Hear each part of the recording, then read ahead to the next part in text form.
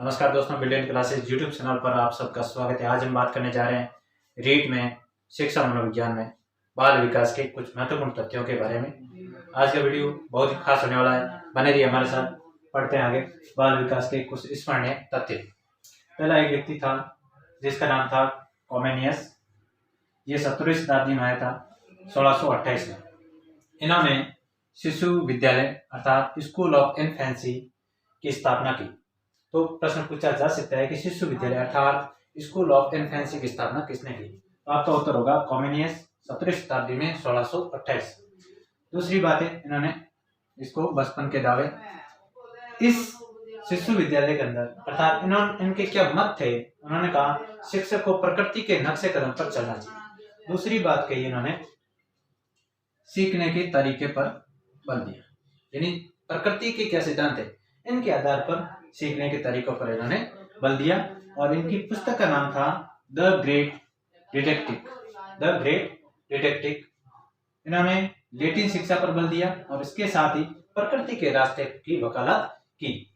अब एक आगे चलते हैं, एक और मनोवैज्ञानिक हुए जिनका नाम था ब्लॉक, जो 18वीं शताब्दी के अंदर आए।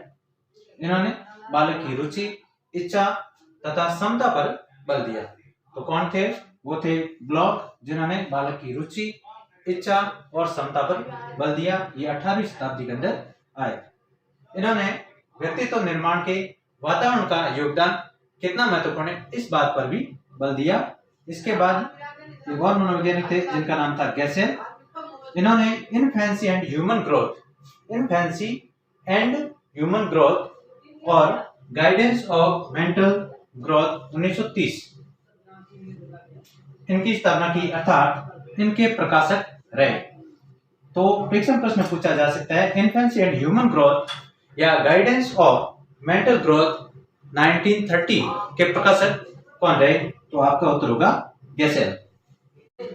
बाल विकास का वैज्ञानिक अध्ययन। तो बाल विकास का सर्वप्रथम वैज्ञानिक अध्ययन किसने प्रस्तुत किया?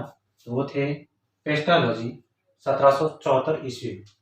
बाल विकास का सर्वप्रथम अध्ययन किसने किया? दो चीजें हैं, बाल विकास का वैज्ञानिक अध्ययन पेस्टालोजी द्वारा 1774। दूसरी बात है बाल विकास का सर्वप्रथम अध्ययन। तो बाल विकास का सर्वप्रथम अध्ययन जॉन लॉक और थॉमस हॉब्स द्वारा किया गया। नेक्स्ट, रूसो ने अपनी पुस्तक इमाइल जो रूसो का एक काल्पनिक शिष्य था, इस पर लिखी गई। शिष्य काल्पनिक माना गया और इनकी पुस्तक का नाम था रूसो की इमाइल। ये प्रश्न कई बार परीक्षाओं के अंदर पूछा गया है, रूसो की पुस्तक का नाम है, या 4 ऑप्शन दिए होते हैं, इनमें से रूसो की पुस्तक कौन सी है? इस प्रकार के प्रश्न कई बार पूछे गए। नेक्स्ट है, इसके अंदर रूसो ने बच्चों की शिक्षा का अध्ययन किया। रूसो ने अपनी पुस्तक इमाइल के अंदर बच्चों की शिक्षा का अध्ययन किया है। इमाइल रूसो का एक काल्पनिक शिष्य था। नेक्स्ट, बाल अध्ययन आंदोलन की शुरुआत कहाँ हुई? तो बाल अध्ययन आंदोलन की शुरुआत अमेरिका के अंदर हुई, न्यूयॉर्क, 1893। कब हुई? 1893, न्यूयॉर्क, अमेरिका। किसने की बाल अध्ययन आंदोलन की शुरुआत किसने की? तो वो शुरुआत करने वाले थे बाल अध्ययन आंदोलन की स्टैनले हॉल। कौन थे? स्टैनले हॉल ने बाल अध्ययन आंदोलन की शुरुआत की, न्यूयॉर्क, 1893, अमेरिका। नेक्स्ट, इन्होंने 2 समितियों की स्थापना की। स्टैनले हॉल द्वारा 2 समितियों की स्थापना की। पहली का नाम था बाल अध्ययन समिति, दूसरी थी बाल कल्याण समिति। तो स्टैनले हॉल द्वारा 2 समितियों की स्थापना की गई, बाल अध्ययन समिति और बाल कल्याण समिति।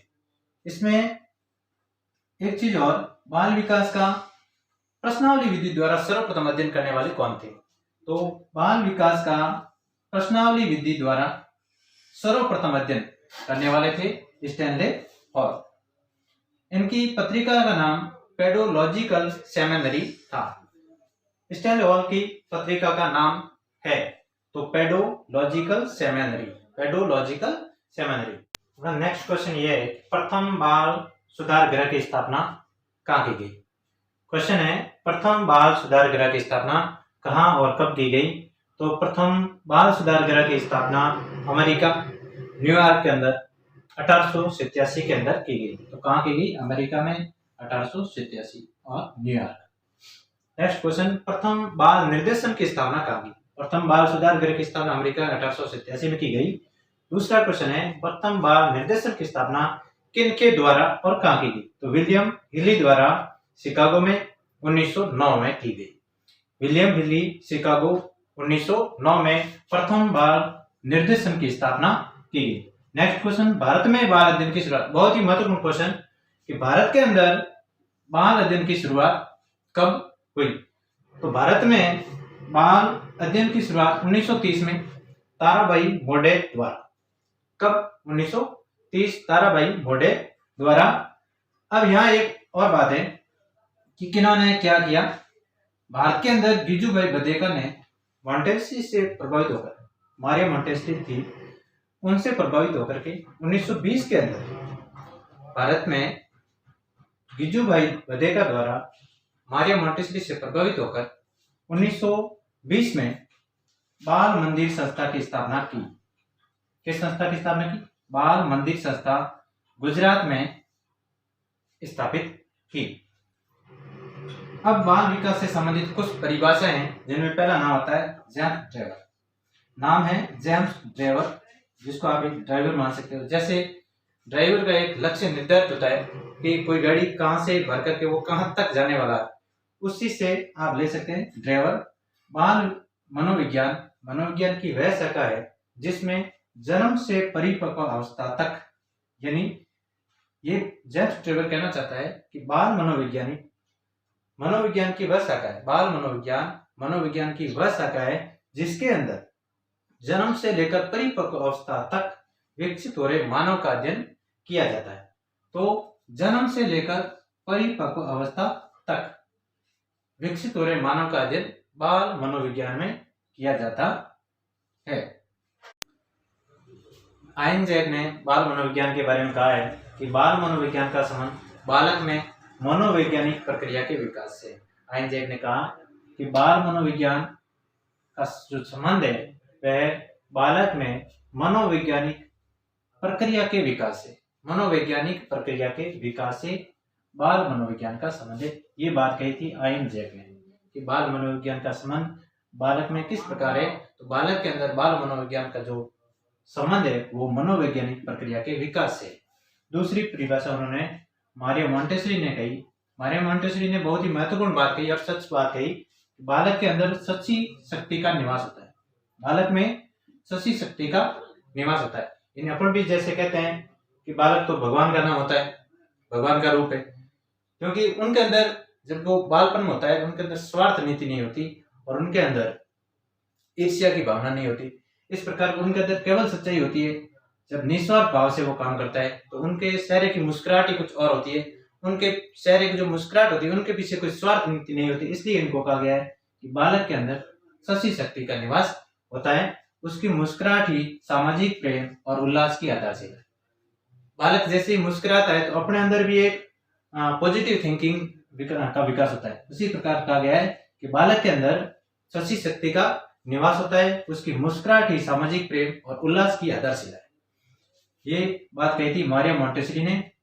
उसके बाद देखते हैं अपन फ्रोबेल ने क्या कहा। फ्रोबेल ने कहा बालक स्वयं विकासोन्मुख होने वाला पौधा है।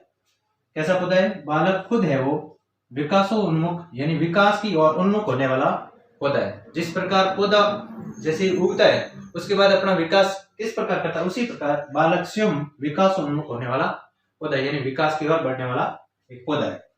ये बात कही थी फ्रोबेल ने। गैरेट ने लिखा, गैरेट ने बहुत ही महत्वपूर्ण और सच बात कही। उन्होंने कहा आनुवंशिकता व वातावरण एक दूसरे के सहयोगी। अपन आज भी देख सकते हैं आनुवंशिकता का प्रभाव बालक पर पड़ता है और वातावरण का प्रभाव भी पड़ता है। जैसे ही अपना जब जहाँ बालक रहता है उनकी जैसी पारिवारिक जो भाषा होती है उनका प्रभाव उनके ऊपर पड़ता है। आसपास का जैसा वातावरण होता है उनका प्रभाव पड़ता है। जैसे किसी क्षेत्र में कोई बालक रहता है और वहाँ का वातावरण जो इंग्लिश मीडियम का है तो उनके अंदर स्वाभाविक रूप से जो इंग्लिश का जो विकास होगा वो अन्य भाषाओं से थोड़ा बेहतर होगा। और जहाँ जैसे अपने राजस्थान के अंदर रहते हैं तो मारवाड़ी भाषा का, हिंदी भाषा का प्रभाव उनके ऊपर हावी होता है। उसी प्रकार कहा गया है कि वातावरण का प्रभाव और आनुवंशिकता ये दोनों ही एक दूसरे के सहयोगी है। दोनों ही बालक की सफलता के लिए अनिवार्य है। तो जैसा वातावरण होगा उनका प्रभाव बालक पर पड़ता है और आनुवंशिकता का प्रभाव अवश्य पड़ता है। ये दोनों एक दूसरे के पूरक है अर्थात सहयोगी है। और दोनों का ही बालक की सफलता के लिए अनिवार्य है। तो कमेंट में बताएं कि आज का वीडियो आपको कैसा लगा। अगर वीडियो अच्छा लगा हो तो चैनल को सब्सक्राइब करें और अपने दोस्तों के साथ ज़्यादा से ज़्यादा शेयर करें। Thank you. मिलते हैं फिर ऐसे ही किसी और वीडियो के साथ, तब तक के लिए नमस्कार।